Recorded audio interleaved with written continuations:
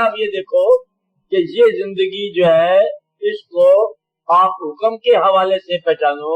कि अल्लाह का वो हुक्म जो आपको पैगंबरों के जरिए मिला है, उसके अंदाज से आप इसमें कन्विक्शन पैदा करो तो ये जिंदगी भी आसान हो जाएगी आपके लिए। अकल के मुराद ये है कि इसकी जहां पर उसको देखो एप्लीकेशन उस दीन के अकवाल और अहवाल को अपनी जिंदगी पर, इससे बाहर अकल इस्तेमाल नहीं करनी।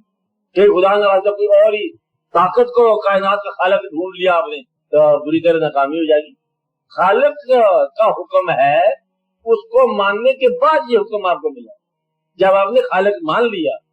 कुरान जब आपने मुत्तकी के तौर पर पढ़ना शुरू किया तो फिर उसने कहा कि देखो इशफाक, तुम मुझे मानने वाले हो और तुम मेरे बंदे हो, महबूब